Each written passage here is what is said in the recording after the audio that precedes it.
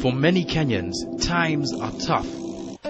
In an economy where most people use hard cash to buy, sell, drive, eat and live, earning money is difficult. But where hard cash is king, there are those willing to do whatever it takes to be money rich. This is Jeffrey, not his real name. He's in his 20s and already he's seen more money than most will ever see in their lifetimes. He makes counterfeit money. Jeffrey allowed us to film him on condition that we do not reveal his identity.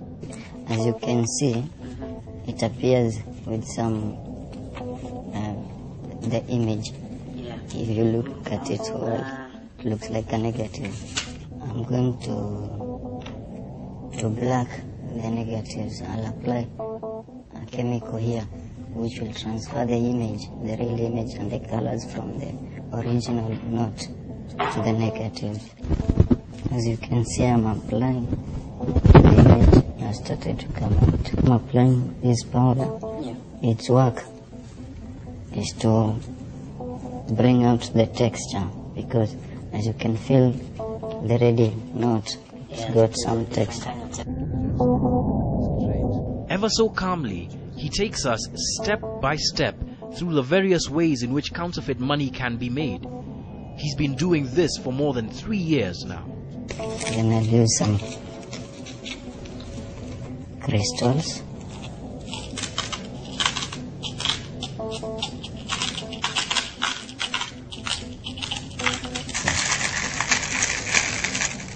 Jeff lives off literally making money, and his client base spans far and wide. Politicians.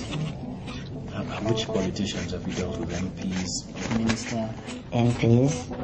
Right now there are some who are now the ministers, full ministers. Yeah, but mostly as time of campaigns. Okay. Yeah, you get a lot of business. Yeah.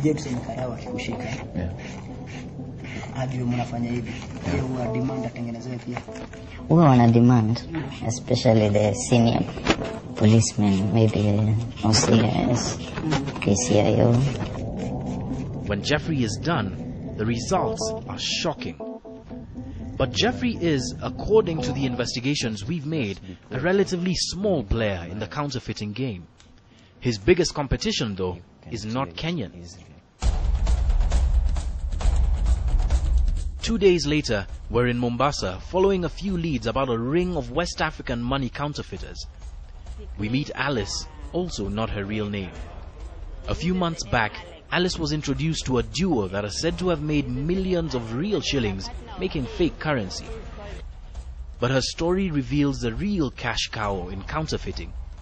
It isn't the actual money created, it's the mirage that counterfeiters create by making a little money to lure victims into giving more real money. So he came to the house, he cleaned a few notes, then he saw like there was real money inside because he wanted to prove that. Then he asked me how much money is here. I told him 250, because that woman had already injected 100,000. I had already injected 150, that is 250. So the whole thing was coming to around 750,000. She dealt with two men, Francis Chapi, also known as Alex, a Nigerian who's an allegedly notorious fraudster, and Eric Honla Saint-Germain, a Congolese businessman turned money counterfeiter. Two men that we would later see at work. Okay, we do like this. We'll bring them 1 million in Kenya shilling. Then we do the Kenya shilling. Then the Kenya shilling we make 3 million. He will make 2 million. Alice had already lost 750,000 shillings before she decided to talk to us about her predicament. But in order to catch the two, they'd have to believe that there was money to be swindled off someone. So we asked Alice to give Francis a call, claiming that she had a friend flying in from Israel with loads of money and a desire to multiply it illegally. Can I come home? Why do you always want to come home? Me, I don't have lunch. So want me to buy for you lunch? No, I don't want lunch. Just tell me where you'll be. When you're finished, you just call me and then I'll let you know if I can make it. Okay, fine. We followed Alice to the meeting. Okay, fine. We do like this tomorrow. She will be there, is it? Yes. Do you know what's going to happen? There's nobody who doesn't want money. Are you getting me? Me now, we have to go there and make that we are making the demonstration too. Now which one? The one for the dollars or the other one? Now that's one now we have to agree. We proceed the dollar, then from there we can get our own share to finish the Kenya shilling. Later that evening, Alice showed us what exactly she had got herself into. So what people do, for instance, when they cannot afford the powder, they'll get money from you, whatever money you give them. Whether it's 500,000, 300,000, then we'll come with the powder which is not original. And then they'll come out with these kind of notes.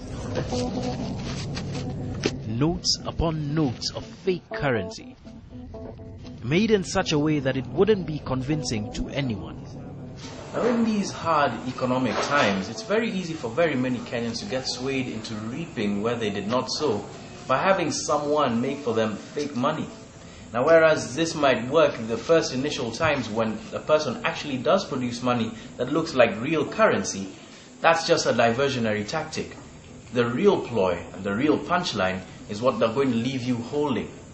About 3.5 million shillings or more of worthless paper. It wouldn't be long before we saw Francis and Eric operate, making both Kenyan currency and US dollars, and confront them over their deceit. John Allenabo, KTN, for the Inside Story.